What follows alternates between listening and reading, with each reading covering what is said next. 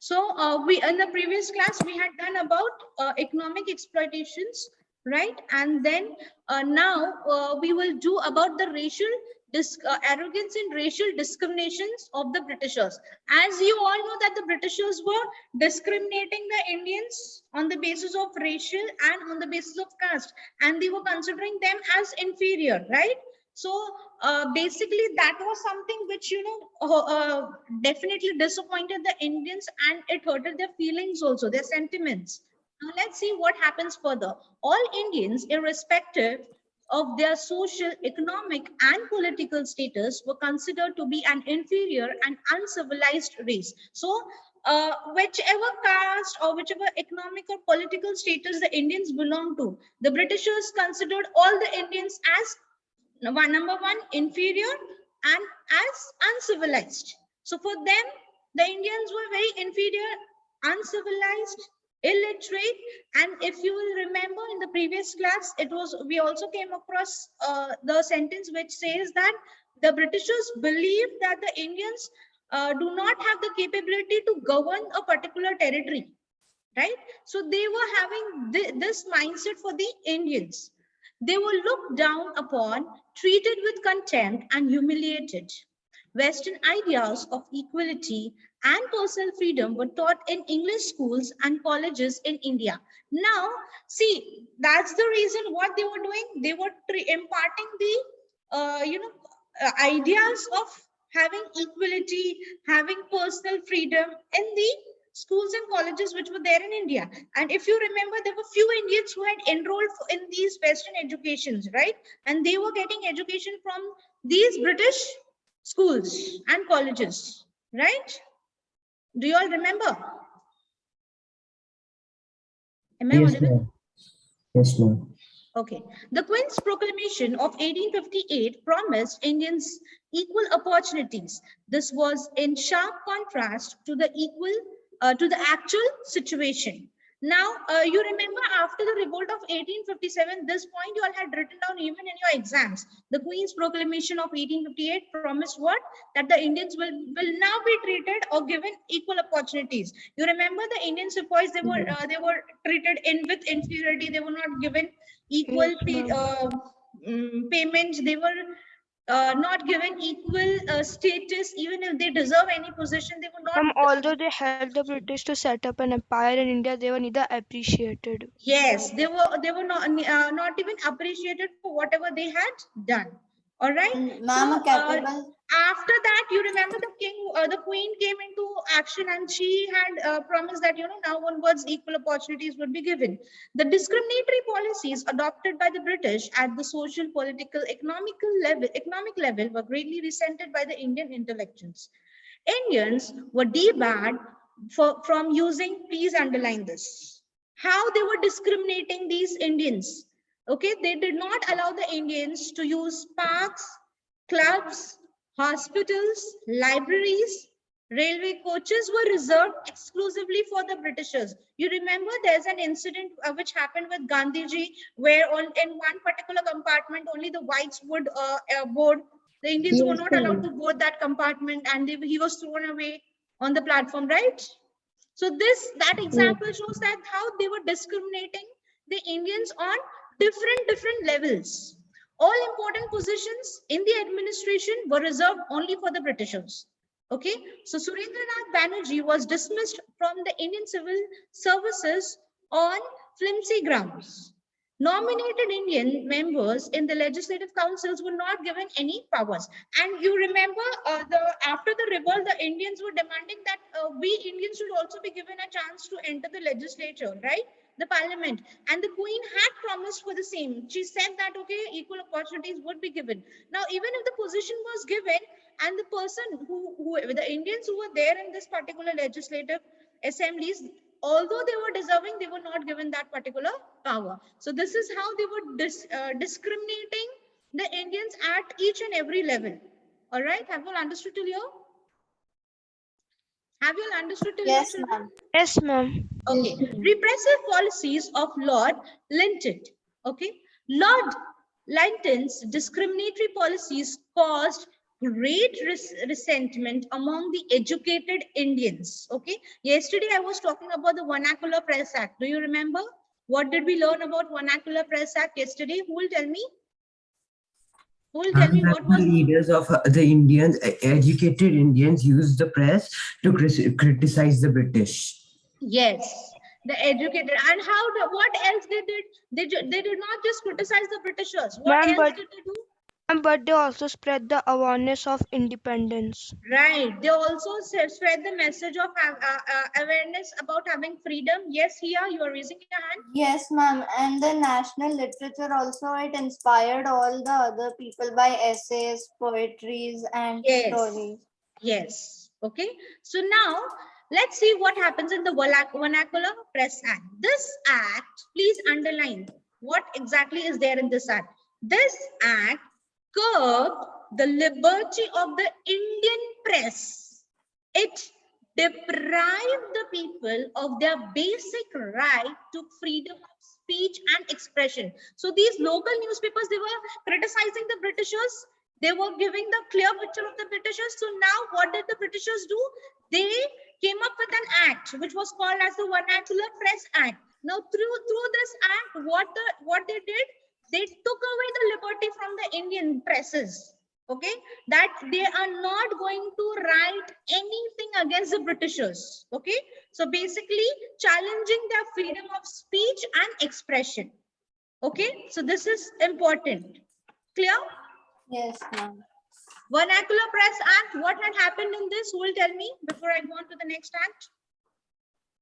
Ma'am, this Vernacular Press Act, they snatched away all the freedom of speech and expression, and whatever the Indians were writing before, they could not write it something against the Britishers or something for their own freedom. They could not write. Okay, they curbed this liberty from whom? From which Indians? From the Indian press. From of the Indian press. Clear? Yes. Yes. Now next is the Arms Act. Now please underline what is included under this act. Under this act, Indians could not own and carry weapons without a license from the government.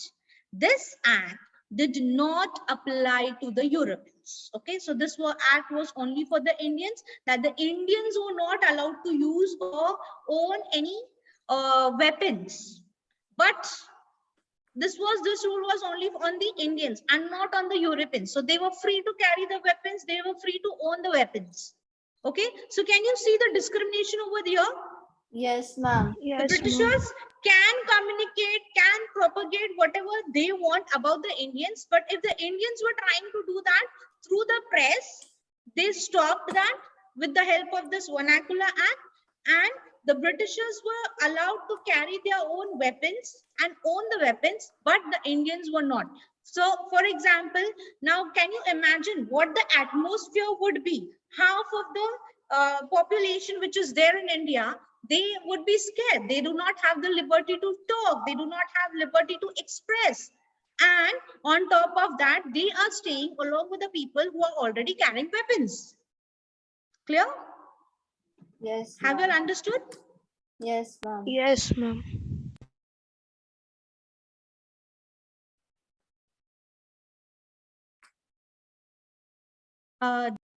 So have you all understood till here Vernacular Press Act and the Arms Act, children?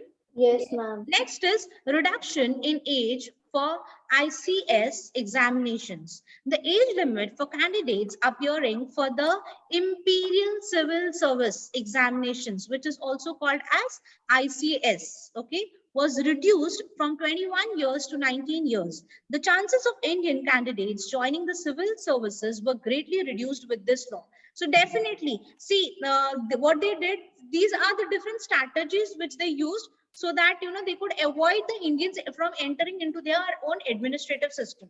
So this was one way of doing that, where they reduced the age limit, okay, of the ICS examinations. Earlier it was how much? 21 years. And they reduced it to how many years? 19 years. 19 years. Okay, and what was the purpose of doing that? Ma'am, because it didn't want any Indian candidates to join the civil service of the Okay. British. Yes. Next is the Albert Bill controversy. Lord Ripon, who succeeded Lord Lytton, wanted to change some of the discriminatory policies of the government. So after who was the successor of Lord Lytton? Lord Ripon. Lord Ripon. Okay, and what did Lord Ripon do? He brought some Some reforms, okay, some changes in these discriminatory policies, which was brought by the earlier. Lord which was brought Lytton. by Lord Lytton. Yes, he approved of the. Can you scroll down, please? Yeah, he approved of the Albert Bill, which allowed Indian judges to try Europeans, that is the whites, accused of crimes. The violent reaction, which is known as the White Mutiny, okay, of the Europeans and Anglo-Indians to this proposal shocked the Indian nationalists. The bill had to be amended. Okay, this incident blew the lid of the racial arrogance of the Europeans. It served as an eye-opener and drove home the urgent need to form an organized national body to protect the interest and dignity of the Indians. So what was this bill all about? Can anybody tell me if you all have Ma'am, can understood? I? Yes. Ma'am, mostly the bill was about like now the Indian judges had the right to go against the Europeans for the crimes, Mhm. and because of this, Indian had a very good chance to become unite and form a one national body. Okay, okay. Yes, Vivan, you wanted to say something? Ma'am, yes. Ma'am, Yeah, this one. Ma'am, okay. yes. Hmm. Go ahead. Ma'am, ma'am, he passed a controversy called as the Albert Bill Hmm. that the Indian judges could speak if the whites have done any crime. Yes. And And ma'am, this was known as white mistake. yes, okay. So it was known as, it is also known as white mutiny. Please underline that, okay. You might get a twisted question. Instead of giving you just about the Albert Bill, they might ask you about white mutiny to confuse you all, okay. So just encircle white mutiny. Ma'am, and All this right. was So yes. ma'am, and this was the violent reaction of the Europeans and the True. Anglo-Indians. True.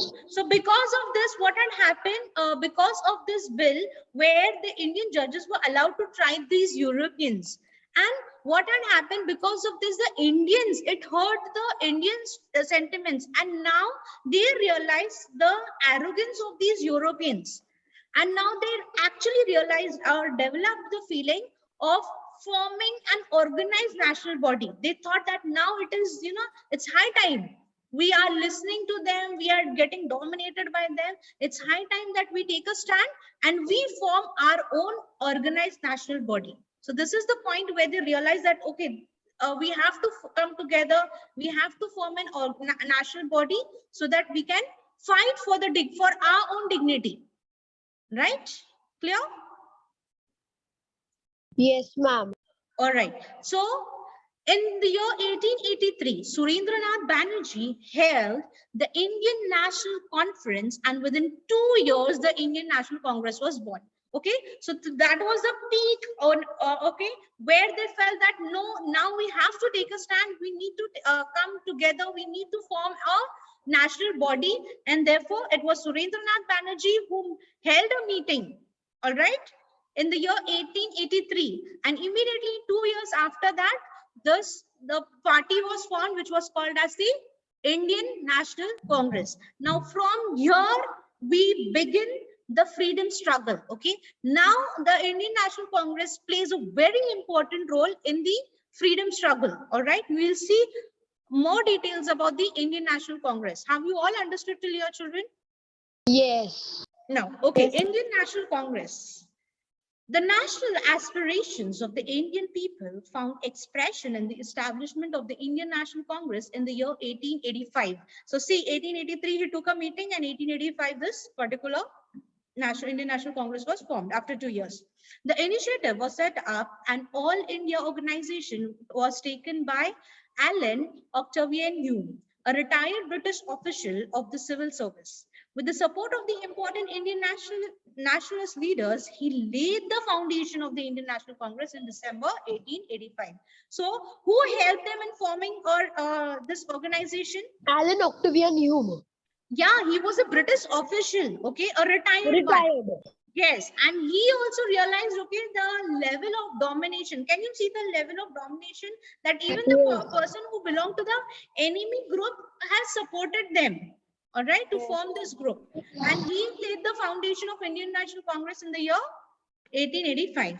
The Indian National Congress, formally established by, please underline, HOU means what? Alan Octavian. Okay. So he was the one who had established it, although being a British officer. All right, would have, according to an Indian historian, emerged soon enough, Hume or no Hume. Okay, the Indian National Congress was not deliberate creation, but a natural and inevitable product of forces already at work. Okay, so it was not deliberately made. This particular group, this particular organization was not deliberately, it came out naturally, all right, where people together, they came together and they started talking about, and automatically, or naturally, this particular group was established. Next page. The first session of the Congress was held. This is very, very important. Please underline. You will definitely get an objective question on this. The first session of the Congress was held in dash Bombay, which is now Mumbai. In which year? 1885 December. 1885. Okay. 1885. And who was presided in this particular session? It was C. Banerjee. Okay. And along with him, there were 72 delegates who had attended this session. So this was the first meeting, okay, which took place, the first session which took place in Indian National Congress, where it was held in Mumbai. Okay, in the year 1885, right? You all were not even born at that time, right? Yes, ma'am. Okay, along with who are there in this meeting? WC Banerjee and 72 delegates. Very good, very good. Now let's see what was the agenda of this meeting. Why did they meet? What was the aim? What was the objective? Okay, so number one was to promote friendly relations among nationalist workers in different parts of the country. Okay, please underline.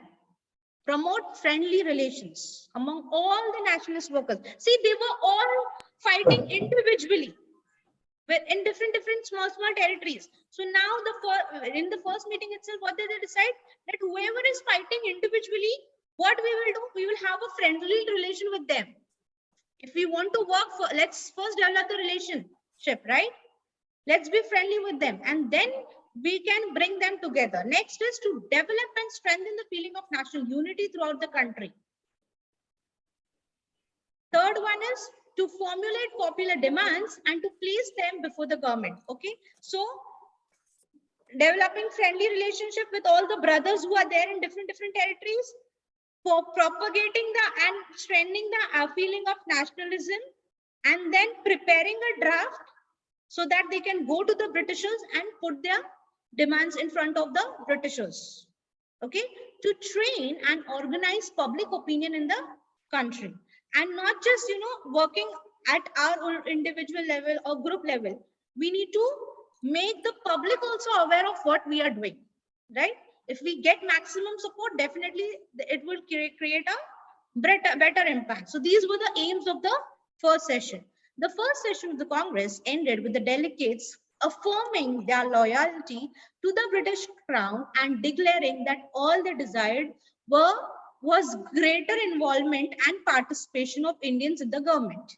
This soft, conciliatory attitude of the Congress would, in 44 years' time, be transformed into a sedent, empathetic demand of Purna Swaraj. Okay, so can you see the difference? That's what they are explaining in the last paragraph.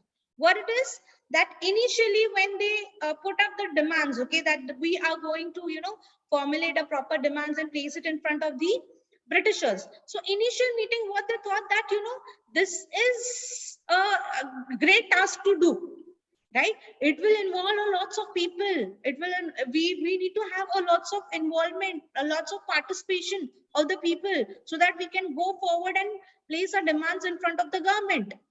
But can you see the first meeting impression and the last meeting impression, where they were resistant enough that and they were demanding Purna Swaraj?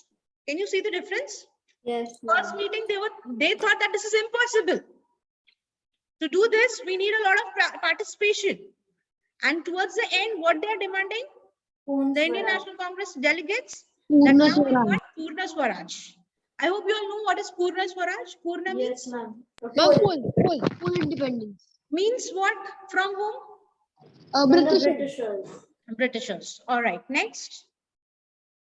Ma'am, done. Over. I'm finished. All right, so shall we discuss the question answers? Yes, ma'am. Ma'am, only that I have to. So let's continue discussion of the question answers. Since I Yes. hope everybody understood the chapter, children. Yes, ma'am. Yes. Yes. All right, so let's do the question answers. Number one, fill in the blanks. Modern Indian nationalism aroused to meet the challenge of dash and dash. Foreign Foreign domination. domination. Foreign domination. Very good. Exploitation of India by the British was direct and harsh before 1857.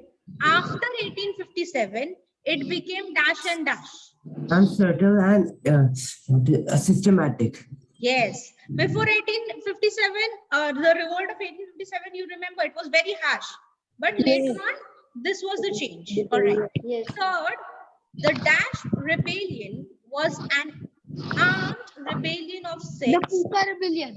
against the British. What's that? What, ma'am? I can't see. A British policy of divide and rule. Yes. What is the rebellion? Puka Rebellion. Okay. Next.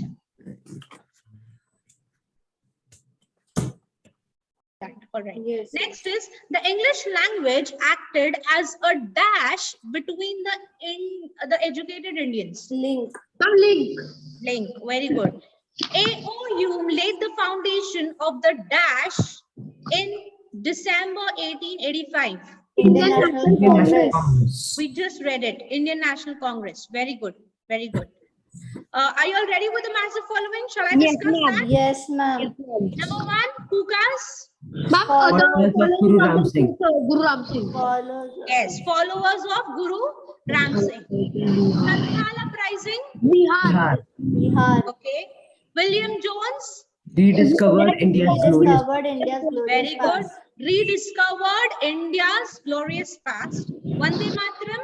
Evoked patriotic emotions. Evoked patriotic emotions. Lord Ripon. Ilbert Bill controversy. Controversy. Controversy. Okay. Albert Bill controversy. Very good. Very good. All right. This shows that you all have understood the content. Keep it up. Next is choose the correct answer. Vande Mataram was written by, Bankim Chandra Chattopadhyay. correct, Bankim Chandra Chattopadhyay. Dash approved the bill, the Albert Bill. Lord Ripon. Ma'am, second time they have given it. Yes. And see, if you will make a note, Lord Linton is also mentioned. So Yes. just for you all to confuse, okay? Next is the Indian National Congress was established in, 1885. yes, and 1883, what had happened? The Ma'am, meeting. the meeting. Yes. The first session of the Indian National Congress was attended by 72 delegates. 72 very delegates. good, 72 delegates. The first session of Indian National Congress was presided over by W.C. Banerjee. Sri Banerjee. Okay. And AOU, what did he do? Ma'am, Yes, established. Indian National Indian National Established Congress. International Congress. Yes. Yes. State whether true or false. Number one, the revolt of 1857 had failed to rid India of foreign rule. True. True, yes, ma'am, true. It failed, na? Yes, ma'am. So it's true. Okay. Western education and modern ideas could not bring Indians together. Ma'am, False. false. False. Ma'am, it brought Indians together. Yes, yes. And different. Racial arrogance and racial discrimination by the British caused great resentment among the Indian intellectuals. True. Because since the Britishers were discriminating them on basis of racial, it definitely caused resentment among the Indian intellectuals. All right, so that's true. Next is the Elbert Bill had to be amended as the Europeans reacted violently to it. True. Yes. Okay. Yes. Next is AOU was not supported by the Indian nationalist leaders. Ma'am, false. False. Ma'am, he supported. He supported, and how did he support? He established the Indian National Congress. Yes, by establishing the Indian National Congress in the year 1885. Right. Clear? Yes. Okay. Next question. Define nationalism. What does nationalism mean, children? Ma'am, nationalism is a patriotic feeling of love and loyalty for one's country. Very good. Very good. Okay. Can you repeat one more time, please? Ma'am, it is nationalism is a patriotic feeling of love and loyalty for one's country. Country. Okay. Got it, everyone? Yes, Rest ma'am. of the students? All right. Next Yes, is ma'am. name any two Western scholars who researched the Indian past and rediscovered its rich heritage. Who are those two people? And James Prinsep and William Jones. Yes. Got it? Next. How did the British economic policies in India transform India into an agricultural colony? What did the Britishers do? Economic policies. What economic policies? This is yes, Vivan. Ma'am, the drain of India's wealth to Britain. Hmm. The second, the empowerment of the masses. Okay. Third, industrial decay. Fourth, grinding poverty. Fifth, famine. Sixth, indifference and apathy of British government. Okay. Okay. Got it, everyone? Yes, ma'am. Next is, why was the Elbert Bill introduced and by whom it was introduced? First, Ma'am, wait, Ma'am, may I? Ma'am, yeah. wait, Vivan, wait. Yes, anybody else? Ma'am, may I? Okay, here. Yes, here. Ma'am, the Elbert Bill controversy was introduced by Lord Ripon, the successor of Lord Lytton, and it was introduced to change the discriminatory policies of the government. Okay. Clear? Yes, ma'am. When and where was the first session of Indian National Congress held? This is very simple. When? Ma'am, it was held. Ma'am, it was held in December 1885 Where? In Bombay. in Bombay, now Mumbai. Very good. Bombay, now it is called as Mumbai. Mumbai. Okay, I think it's time up. We'll stop here and we'll continue in the next class. Yes, ma'am. Yes, ma'am. Okay? Yes.